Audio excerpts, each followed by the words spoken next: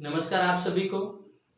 Aishwarya college of education पाली के द्वारा जनहित में जारी कोरोना जैसी महामारी से बचने के लिए आप सभी स्टे टू होम घर पे रहें और अनिवार्य रूप से मास्क का उपयोग करें।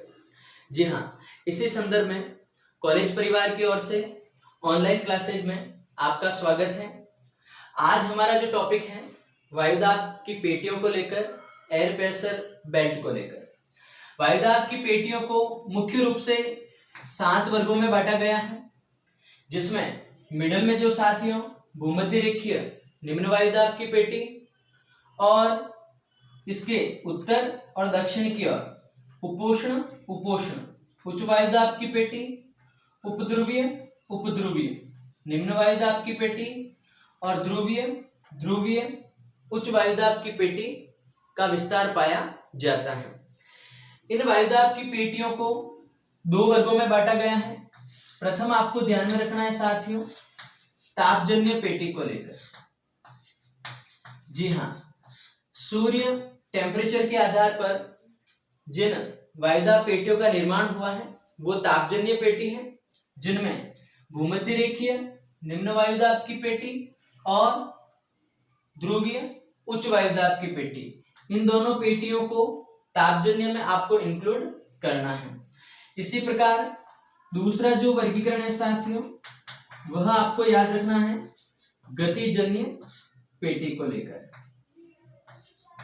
गतिजन्य पेटी पृथ्वी की घूर्णन गति के कारण जिन पेटियों का निर्माण हुआ है, जो दोनों गोलार्धों में है साथियों, उपोष्ण उच्च वायुदाब की पेटी और उपध्रुवीय निम्न वायुदाब की पेटी, ये दोनों पेटी आपको गतिजन्य पेटी में इंक्लूड करनी है। अब हम एक एक पेटी को लेकर, वायुदाब पेटी को लेकर संक्षिप्त जानकारी प्राप्त करते हैं, जो इस प्रकार है। सबसे पहले बात करते हैं साथियों हम भूमध्य रेखीय निम्न वायुदाब पेटी को लेकर।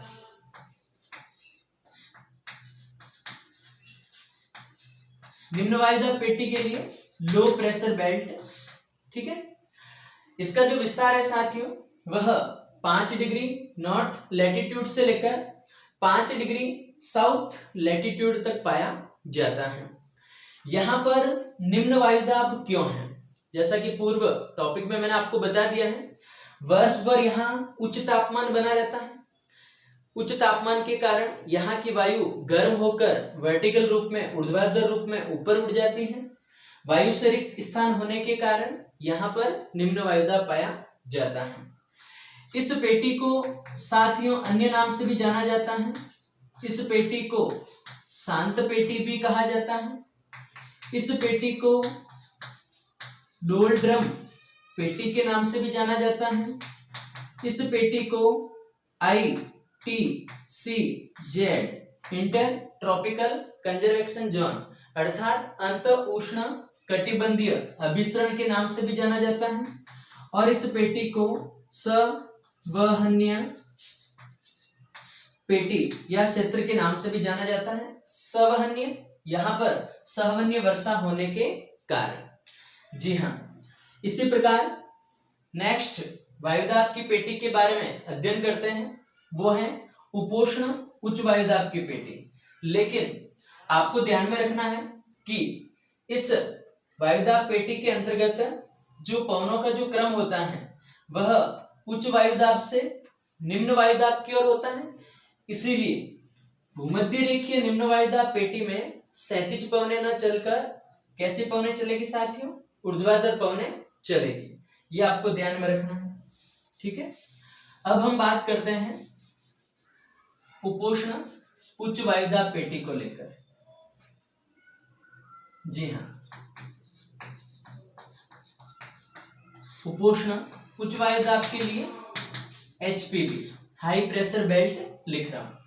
इस पेटी का जो विस्तार है वह 30 से 35 डिग्री नॉर्थ लैटिट्यूड और साउथ लैटिट्यूड की ओर पाया जाता है। यहां पर उच्च वायुदाब का रीजन क्या है? आपको मैंने बताया कि यहां पर भूमध्य रेखीय बेल्ट में जो वायु वर्टिकल ऊपर उड़ती है देखिए आप इस डायग्राम के आधार पर, जो उपोष्ण उच्च वायुदाब की ओर अवतलित होती हैं। जैसे ये आपका भूमध्य रेखीय बेल्ट है 5 डिग्री, और यहां से जो वायु है साथियों वर्टिकल रूप में ऊपर उठ जाती है, ऊर्ध्वाधर रूप में, और यही वायु संघनित होकर ठंडी होकर पुनः उपोष्ण उच्च वायुदाब क्षेत्र में आकर अवतलित होती है, नीचे की ओर अवतलित होती है। और यह क्रम होने के कारण, वायु का प्रेशर नीचे की ओर होने के कारण यहाँ पर उच्च वायुदाब की स्थिति बन जाती है, और यह प्रक्रिया साथियों निरंतर चलती रहती है। तो यहाँ पर जो इस प्रकार वायु का जो एक बेल्ट बन जाता है, इस बेल्ट को साथियों कहा जाता है हेडली कोस्ट के नाम से इसे जाना जाता है। तो आपको ध्यान में रखना है, हेडली कोस्ट यहाँ की वायु के परिसंचरण को कहा जाता है। और उपोष्ण उच्च वायुदाब पेटी से भूमध्य रेखीय निम्न वायुदाब पेटी की ओर जो पवनें संचारित होती हैं, इन्हें हम ट्रेड विंड्स अर्थात व्यापारिक पवनों के नाम से जानते हैं। ठीक है, इसी प्रकार इस उपोष्ण उच्च वायुदाब पेटी को अश्व अक्षांश के नाम से भी जाना जाता है साथियों, यह आपको ध्यान में रखना है। अश्व का तात्पर्य आपको पता ही है, घोड़ा होता है। और अश्व अक्षांश क्यों कहा जाता है?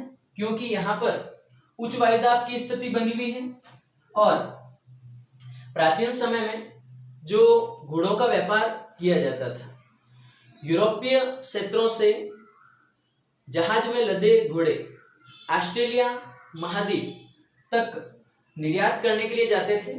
तो मकर रेखा के आसपास, इस बेल्ट के आसपास जैसे ही जहाज पहुंचते थे, यहाँ के एयर प्रेशर के कारण जहाज डूबने की कगार पर आ जाते थे। तो ये लोग घोड़ों को समुद्र में फेंक देते थे, जिनसे एयर प्रेशर का दबाव कम हो जाता था और वो बच जाते थे। इसलिए इसको अश्व अक्षांश के नाम से भी जाना जाता है।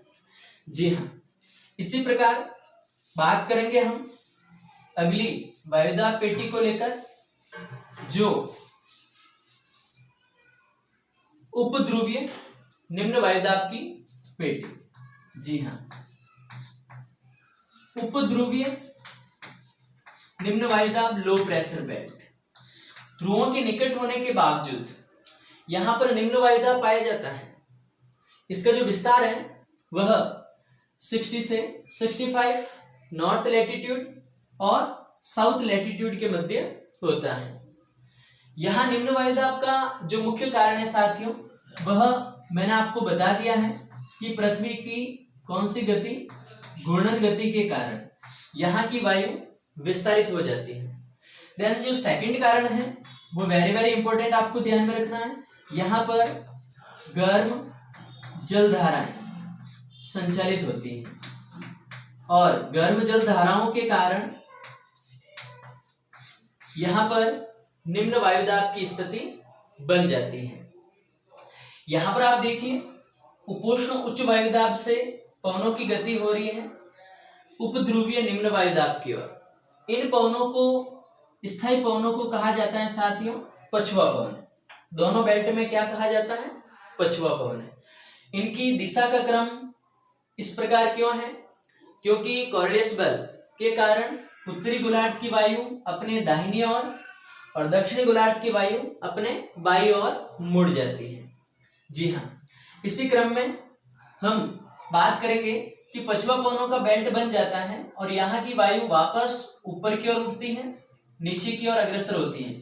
तो यहाँ पर ये वायु का चक्र, वायु का परिसंचरण चलता रहता है। इसको कहा जाता है साथियों फेरल कोस्ट। यहां पर था हेडली कोस्ट, यहां पर फेरल कोस्ट, ये आपको ध्यान में रखना है। देन लास्ट वायुदाब की जो पेटी है साथियों, वो है ध्रुवीय उच्च वायुदाब की पेटी। जी हाँ, ध्रुवीय उच्च वायुदाब के लिए हाई प्रेशर बेल्ट। यहाँ पर उच्च वायु दाब किस कंडीशन में होता है साथियों?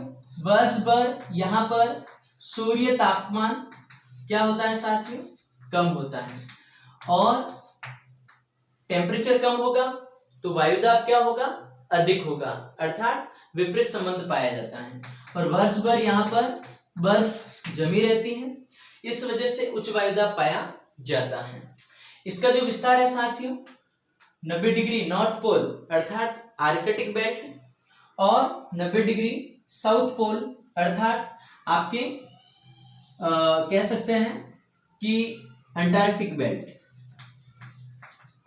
साउथ पोल अंटार्कटिक बेल्ट की ओर पाया जाता है। यहां पर उच्च वायुदाब से उपध्रुवीय निम्न वायुदाब की ओर जो पवनें चलती हैं, इन्हें ध्रुवीय पवनें कहा जाता है। दक्षिणी गोलार्ध में भी इसी प्रकार है, और यहाँ की वायु वापस ऊपर उठकर यहाँ अवतरित होती है, और यहाँ क्षैतिज रूप में यह क्रम चलता रहता है। इस बेल्ट को पुनः किस नाम से जाना जाता है साथियों? ध्रुवीय कोष्ठ के नाम से जाना जाता है। तो आपको ये ध्यान में रखना है, यहाँ ध्रुवीय कोष्ठ, यहाँ फेरल कोष्ठ और यहाँ पर हेडली कोष्ठ पाया जाता है। जी हाँ, इसी प्रकार नेक्स्ट टॉपिक में हम एक नए टॉपिक को लेकर अध्ययन करेंगे। जब तक आप सभी को धन्यवाद। कॉलेज की ऑनलाइन क्लासेस से आप जुड़े रहिए। इसी के साथ जय हिंद, जय जवान, जय किसान।